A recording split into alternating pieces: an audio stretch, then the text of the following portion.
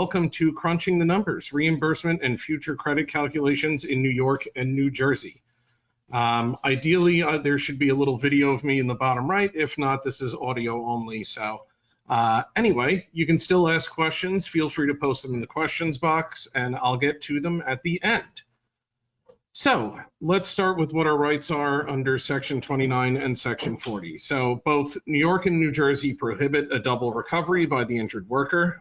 Section 29 and Section 40 permit the following rights to the employer and carrier: lien reimbursement, formal subrogation, and a future credit and offset. The calculations, however, under Section 40 and Section 29 differ. So without further ado, let's dive right into this and roll up our sleeves because it's about to get a little hairy. So Section 40D, you can perfect your reimbursement rights with service of notice on the third-party defendants or their insurance carriers. Their attorneys work as well, but just note that this is not service on the claimant or the petitioner. This is actually service on the third-party defendants or their insurance carriers. And it has to be via some form of registered mail. Section 40B, if the third-party settlement exceeds the comp exposure, the carrier is entitled to reimbursement for medical and indemnity, less employees' expenses of suit and attorney's fee as hereinafter defined. We're going to get to that in a second.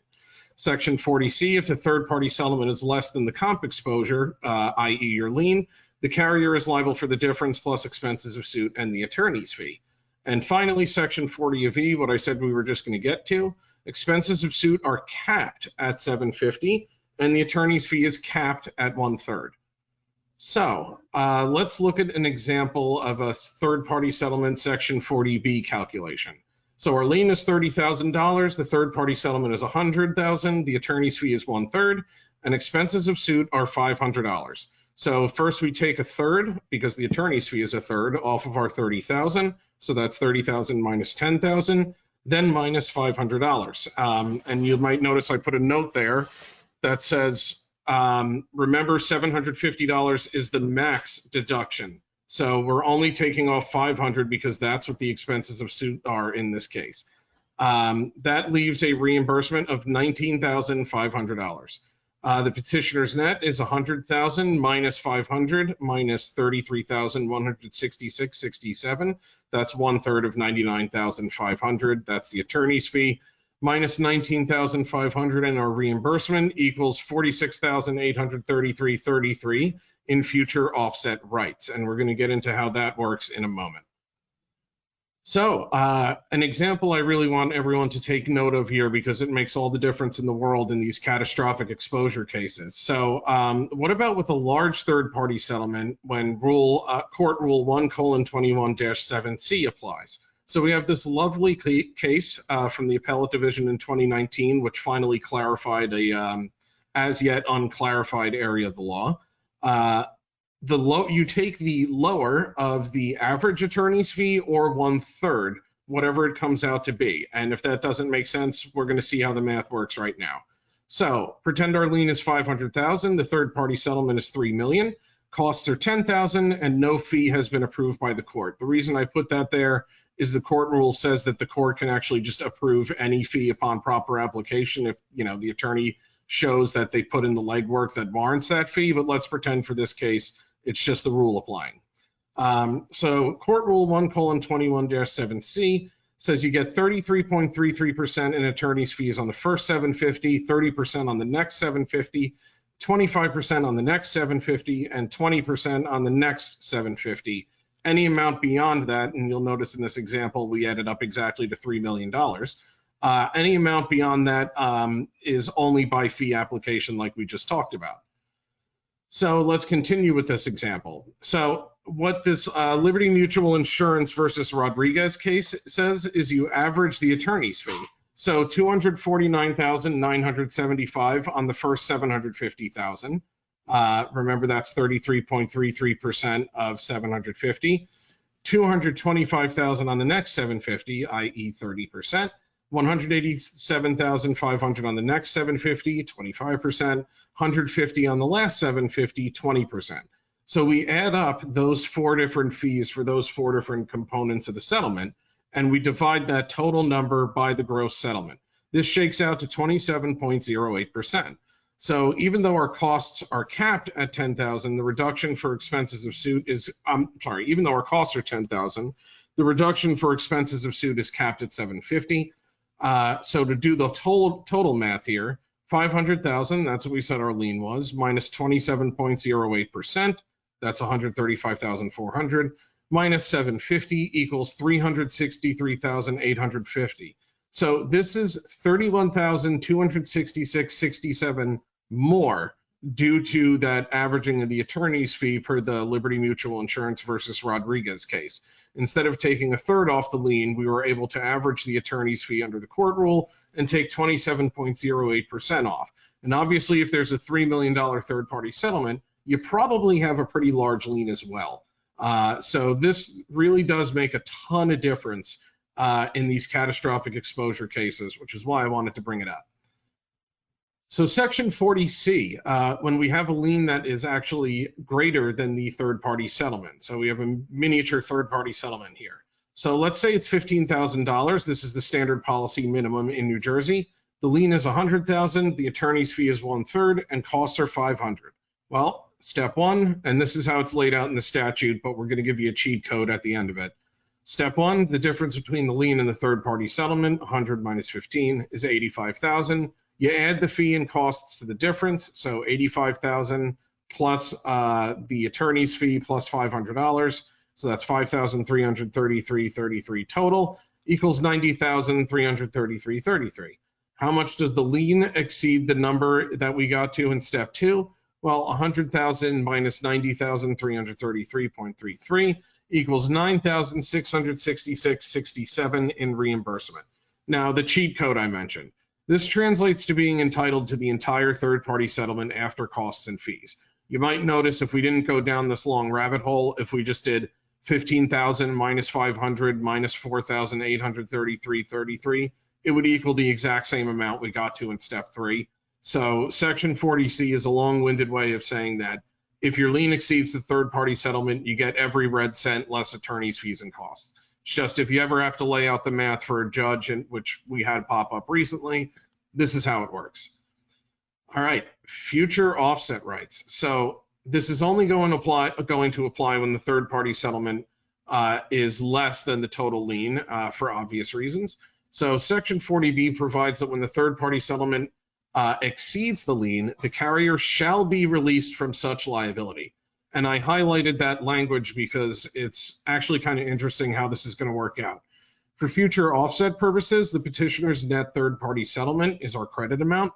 And then we have this hateful case from the New Jersey Supreme Court back in 1978, Owens versus C&R Waste Material, which said that the carrier is required to pay its future share of litigation costs up front in permanent total disability cases in order to be released from liability as referenced by the statute. So here are a couple more cases about this Owens issue, and we're going to arrive at a point at the conclusion of this slide. So Andrzejczyk versus Elmore Bake Shop, even when the future share is accelerated, reopener rights are calculated from the date PPD payments would have ended.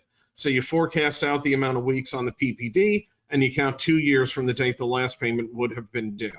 Then we have Fiore versus Trident Construction Co. There is no SSD offset on an accelerated Owens payment. Remember, that's paying your 1/3 up front because you're released from liability after paying your pro rata share. And this is not a commutation of, nor is it compensation. It is your share of litigation costs. So basically, this case says that, the court views it as the carrier paying attorney's fees and costs. And therefore, it's not a compensation payment and not subject to an SSD offset. So this adds up to basically petitioner attorneys arguing in every single case where there's this third-party settlement and a Section 22 permanency award, we're always required to pay 1/3 of it up front and accelerate it. That said, you can always negotiate otherwise, and it may be that the petitioner actually prefers payments at the 1/3 rate ongoing, or maybe you have a third-party attorney who's not really familiar with how the law works, or things of that nature. It's more favorable to us to pay at the 1/3 rate going forward. Number one, because there's no guarantee we ever pay out the entirety of the permanency award, right? I mean, the petitioner might pass away tomorrow. Number two, it's way, way easier to track reopener rights on the credit if we're just doing a weekly deduction. So here's how we can handle future offset rights in New Jersey in different scenarios. So with ongoing permanent partial disability benefit payments, like the comp case is already resolved and we're already paying, try to agree to a 1/3 rate when the third-party case settles. If the adversary will not agree, can you satisfy your Owens obligation with a partial lien waiver? So what I'm getting at with that is, say you're, we know what our third-party reimbursement is going to be. Can we waive a portion of that to satisfy what 1/3 of the future permanency award is? If so, we don't pay any additional money and we still get the total holiday from future payments going forward. Just note you're going to have to negotiate this. Your worst case scenario is paying 1/3 up front and then documenting the extinguishment and reopener date in the order. That's how it shakes out in Owens. If the third party case settles first and our credit exceeds the total perm award, then the petitioner gets 1/3 of the award up front, assuming it's fully accrued, and the full award gets deducted from the credit balance and the remainder goes toward the reopener, if any. If the perm award has not accrued in full, we accelerate to the extent of the credit, then pay the remainder once due. Now, if this is not making any sense at all to you, I'm just laying the groundwork here. We're going to see how the math actually works out. So, my advice to you when dealing with future offset rights in New Jersey comes down to 3 simple words: work in weeks. And this is actually going to make it very, very easy. So, let's say the petitioner's net third-party settlement is $30,000, right? Those are our credit rights. Section 22 is being put through for $200 a week for 250 weeks, total award of $50,000. As the date of the OAS, the order approving settlement, 100 weeks have accrued, 20,000 total. So how many weeks does our $30,000 credit, the petitioner's net third-party settlement, buy us? Well, it buys us 150 weeks. 30,000 divided by $200 a week equals 150 weeks. So this means we only pay 1/3 of the accrued amount of 20,000. Remember, 100 weeks at $200 per week. We had 100 weeks accrued as of the date of the OAS. So we only pay 1/3 of the accrued amount upfront to the petitioner. So $6,666.67. That takes away 100 weeks of our 150 week credit from the $30,000. So we now have 50 weeks of credit left. We pay 1/3 of the next 50 weeks. So 50 weeks times $200 equals 10,000 upfront. We pay 3,333.33 upfront. And then what happens is the petitioner gets nothing for the first 50 weeks following the OAS, and then payments resume at the full rate of $200 for the remaining 100 weeks. So if you're trying to figure out how to apply your credit rights in a New Jersey case, just break it all down into weeks. That's how the order approving settlement does it. And if you translate the third-party settlement into an amount of weeks, it just makes it way, way, way easier to work with. So moving on to New York, Section 29 requires a deduction, but unlike in New Jersey where there's statutory caps, we have to calculate a cost of litigation percentage. This is calculated by adding the attorney's fee and costs and disbursements together, and then dividing by the gross third-party settlement. So if we have a $100,000 third-party settlement, an attorney's fee of 1/3, costs are $1,000, that's $34,333.33 over $100,000 equals 34.33%. So if our lien is $30,000, we take off 34.33% and we receive $19,701 in reimbursement. Pretty easy so far.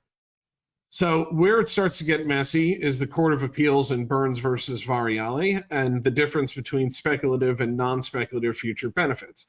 So the Kelly case, the one that gives us this cost of litigation calculation, says certain types of payments are non-speculative. PTD, that's permanent total disability, schedule loss of use, and death. In those cases, the carrier is going to pay the cost of litigation percentage up front and then take a complete holiday from payments going forward. Burns says that permanent partial disability is speculative, so payments are made ongoing weekly at the cost of litigation percentage rate. Bissell versus Town of Amherst says, unsurprisingly, future medical is also speculative, payable as it becomes due as the petitioner treats at the cost of litigation percentage, aka the Burns rate is what you might hear it called. So let's look at a couple math examples here. Non-speculative permanent total disability. Claimant has a PTD of $300 per week. Assume it has a present value of $200,000. Third-party case settles for $2.5 million. The current lien is $175,000.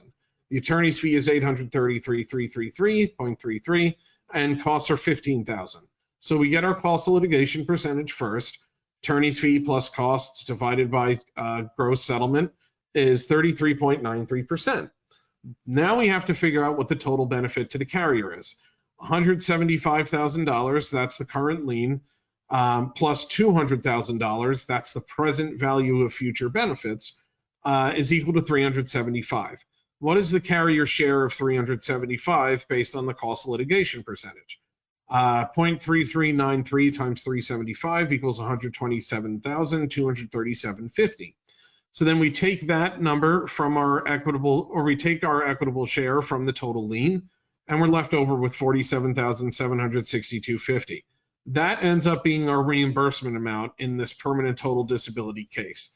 The petitioner's net, or I'm sorry, the claimant's net, since we're in New York now, is gross settlement minus attorney's fee minus costs and disbursements minus lien reimbursement equals the net to the claimant. Now, what happens if the future obligation, or the present value of the future obligation plus our lien, is actually greater and we become exposed for fresh money? So assume the claimant has PTD at $900 per week and the present value here is $600,000. Carriers paid $300,000. The net third-party settlement is for $500. Attorney fee of $163,333.33, and $10,000 in costs. Calculate our cost of litigation percentage, attorney fee plus costs over gross settlement, 34.67. What is the total benefit to the carrier? Well, the present value, $600,000, plus what we've paid to date, $300,000. Equitable share, we take 34.67% times 900, we get $312,030. So we subtract this equitable share from our gross lien like we did before, except we end up with negative $12,030. So to determine the claimant's net here, $500,000 minus attorney's fee minus attorney's fee and costs, plus this fresh money we now have to pay, $12,030, equals $338,696.67. So in this case, we actually have to pay money forward, pay fresh money, because the total benefit to the carrier from the third-party settlement is so high, and it exceeds the third-party settlement itself. When will payments resume? This is just the next step if you want to take it that far. This is called deficiency compensation, the remaining payments after your credit is exhausted. $338,696.67, that's the petitioner's net, claimant's net, divided by $900 a week, that's the weekly PTD rate, equals 376.33 weeks. So after about 7 years, we're going to resume payment. But for the first 7 years, we will pay nothing. Speculative future benefits are way easier. You're just paying at the cost of litigation percentage, approximately 1/3 usually, on a weekly basis for medical, temporary disability, LWEC, it's reduced earnings, etc. So your cost of litigation, let's just say, is 34%. In this fact pattern, third-party settlement of $100,000, Section 29 lien of $25,000, attorney fee of $33,000, and cost of $1,000.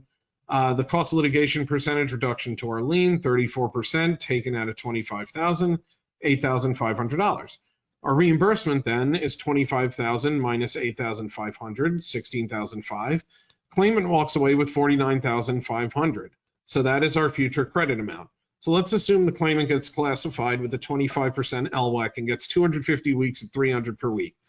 Under Burns, the carrier pays 34% of LWEC payments, or 102 per week, and any medical at the 34% rate until $49,500 holiday is extinguished.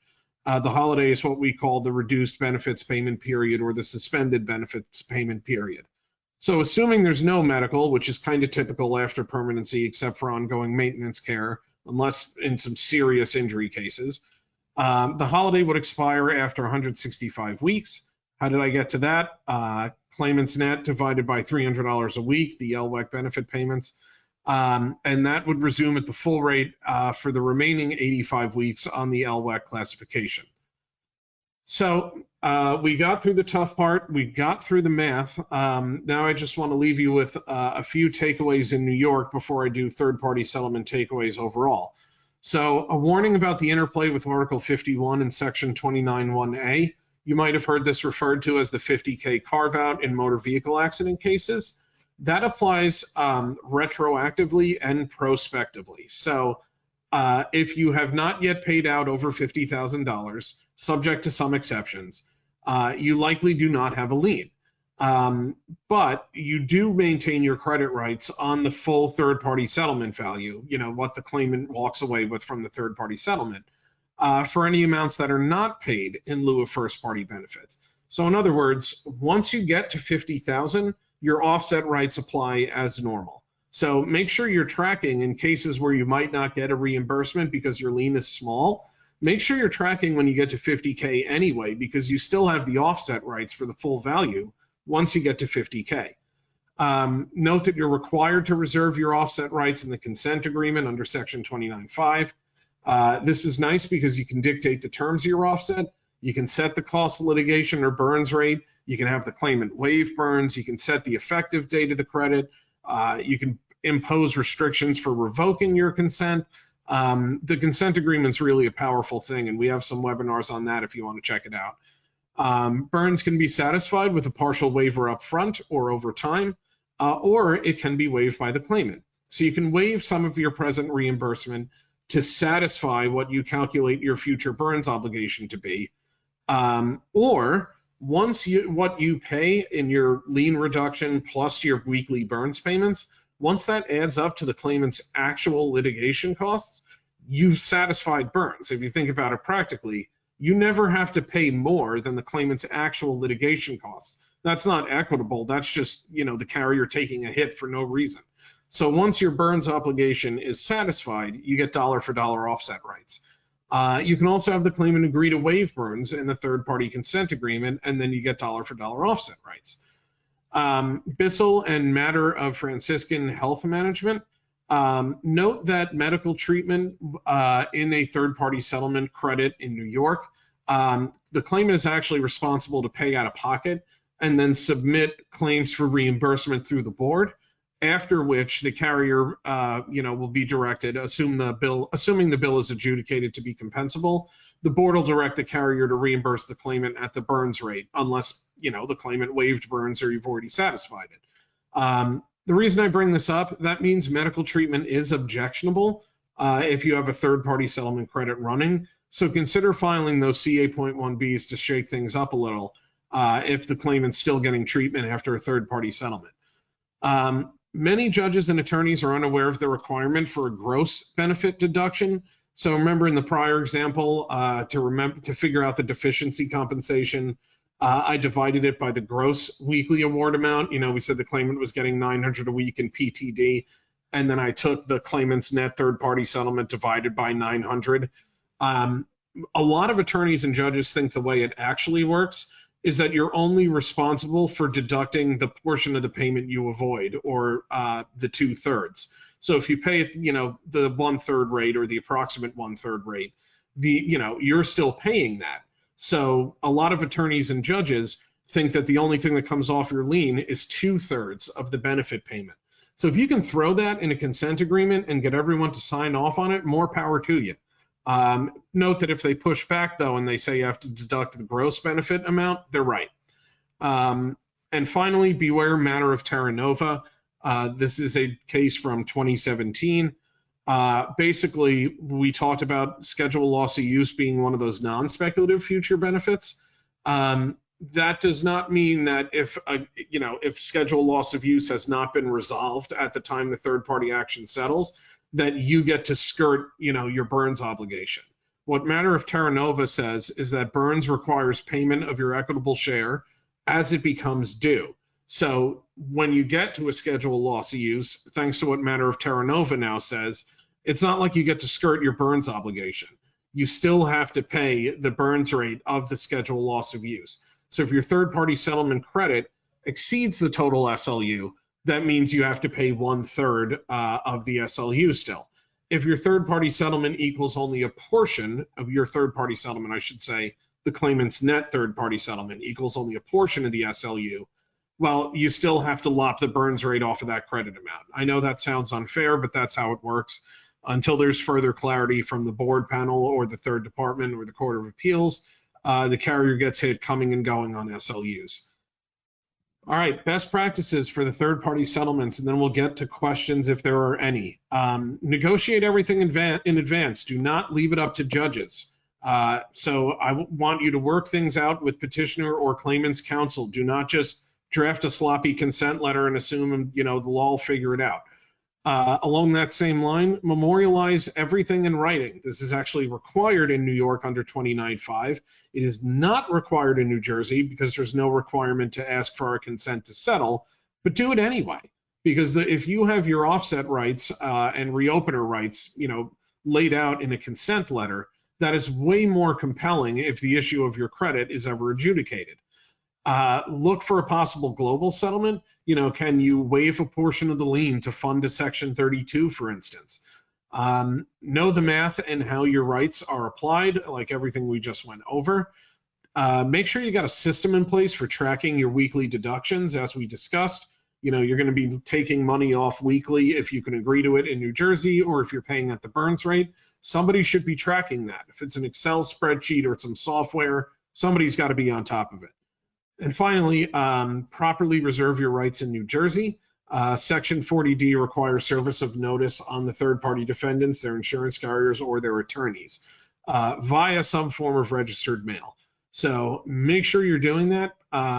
While you have a lien, regardless of whether you serve the notice under Section 40D, what that does is it actually obligates the defendants to reimburse you before paying $1 to the petitioner, which is really useful leverage if petitioner's third-party attorney wants you to compromise any portion of the lien. You get to say, okay, well, the defendants are obligated to reimburse me in full first, so take it up with them. All right, with that, let's see if we have any questions. I know that was very dense subject matter and it took a half hour, so I appreciate you sticking in there. All right, let's see. I always struggle to pop this thing out. All right, it looks like we do not have any questions, but I am always happy to answer them. So feel free to reach out, cmajor@loisllc.com, or pick up the phone and give me a call. I could talk about this stuff all day, so I'm happy to go over with you. Thank you so much for joining, and hopefully I see you next month. Happy Thanksgiving, everyone.